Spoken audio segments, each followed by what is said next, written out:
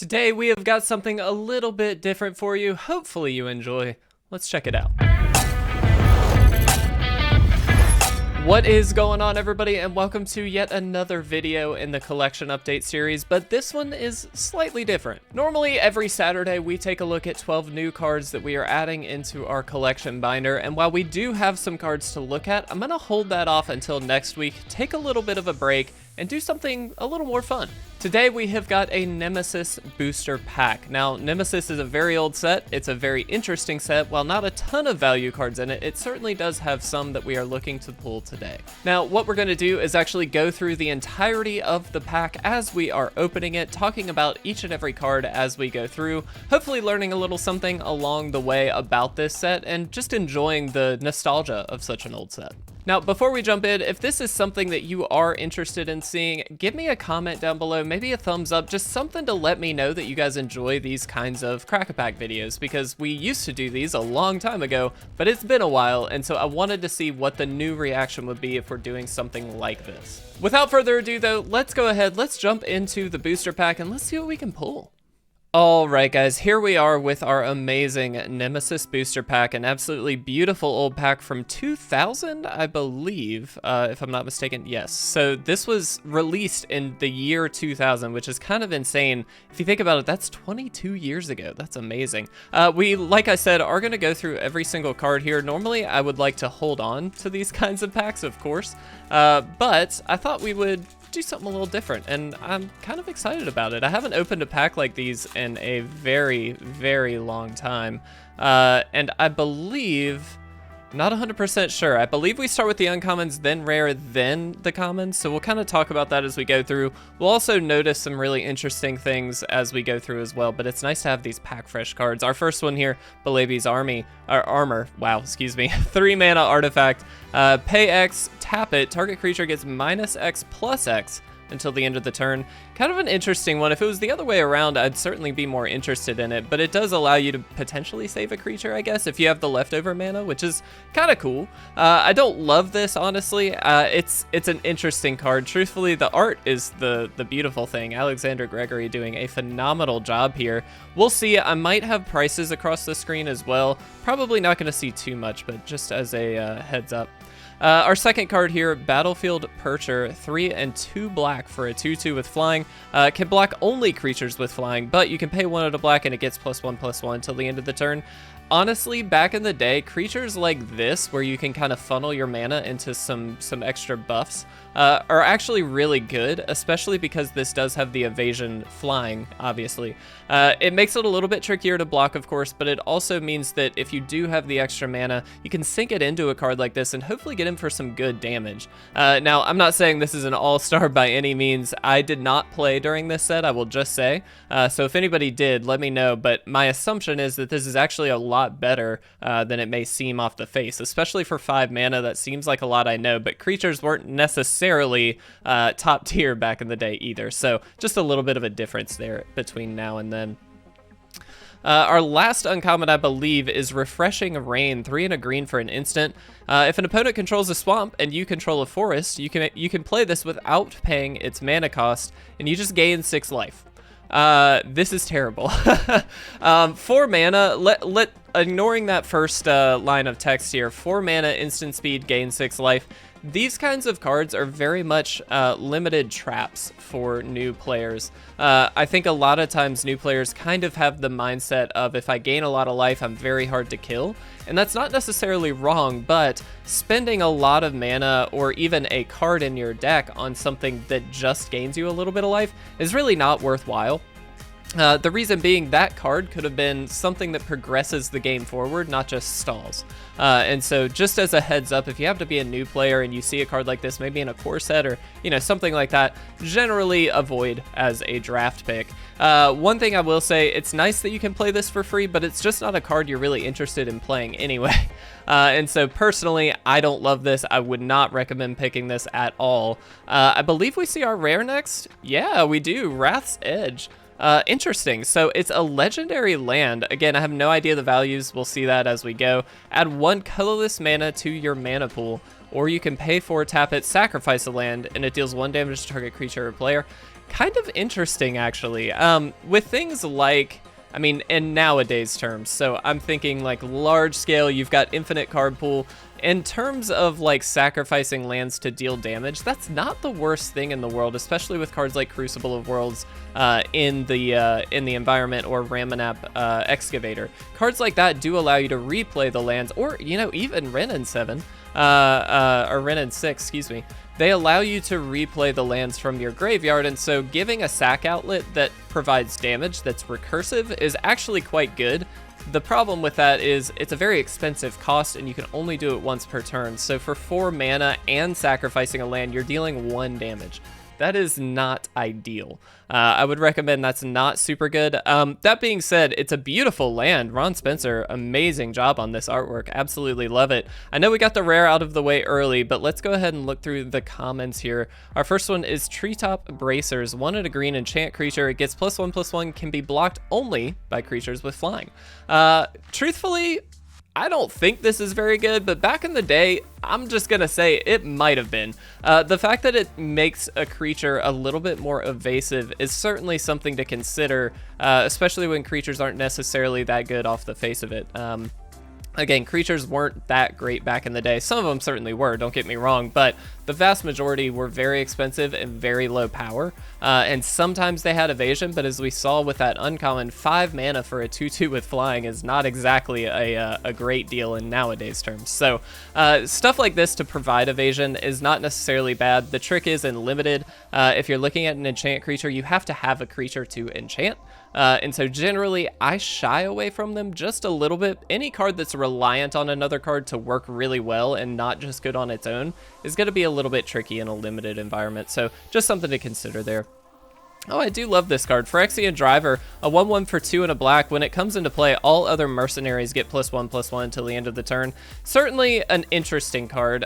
In a mercenary deck, fantastic. You're able to buff up the board, hopefully get a good attack in. But again, you're seeing that value of 3 mana for a 1/1. Now, this does have a powerful ability. If you're drafting this and you get a lot of mercenaries, you can probably get some extra ones in.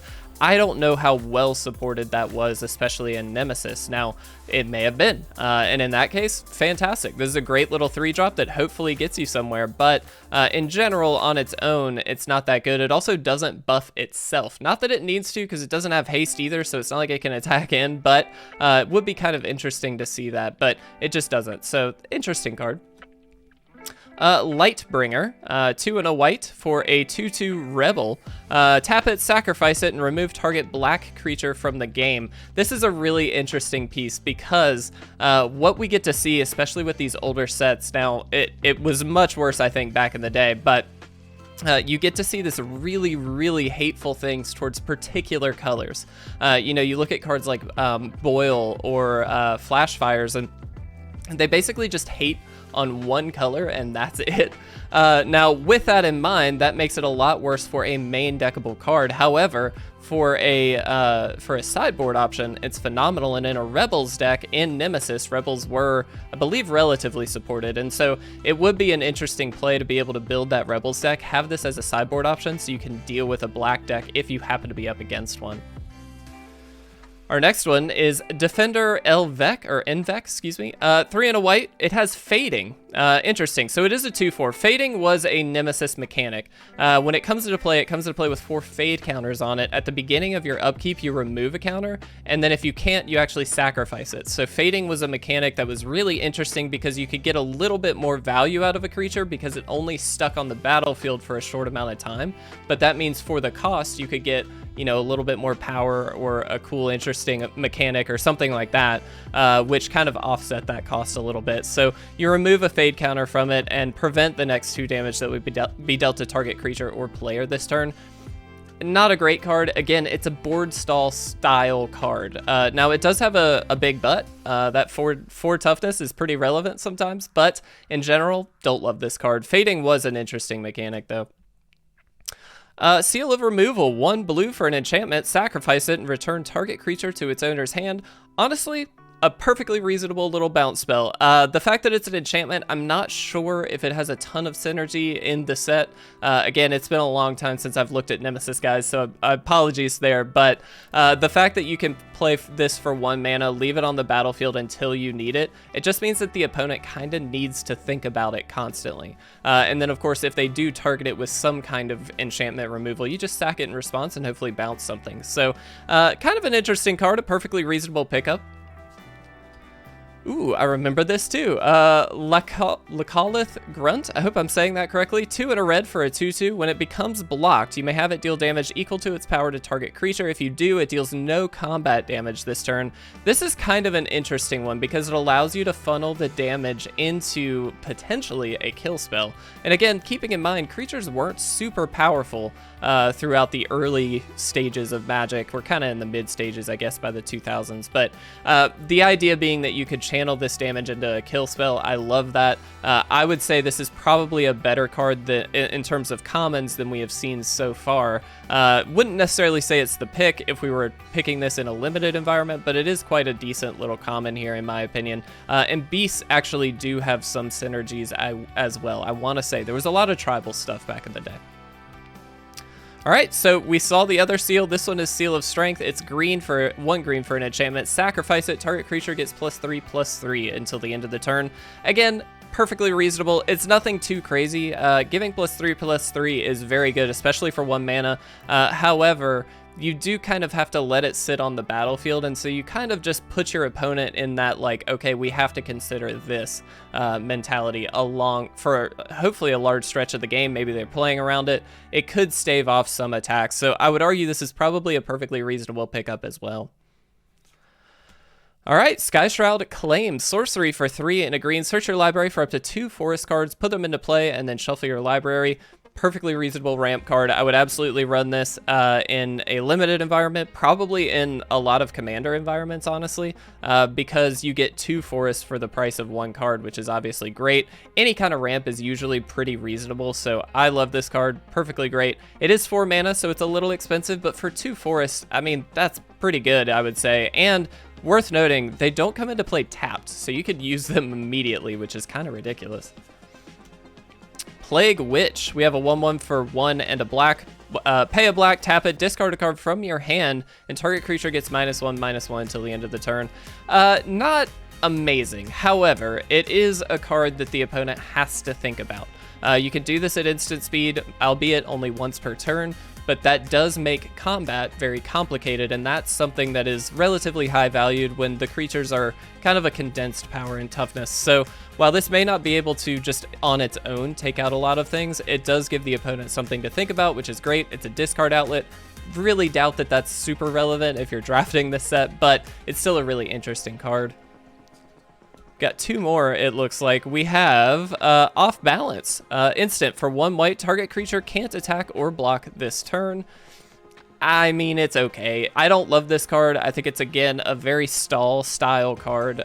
Just saying it can't attack or block it for a turn is not that great. I'd rather find a way to remove it. Definitely a low value pick in my opinion.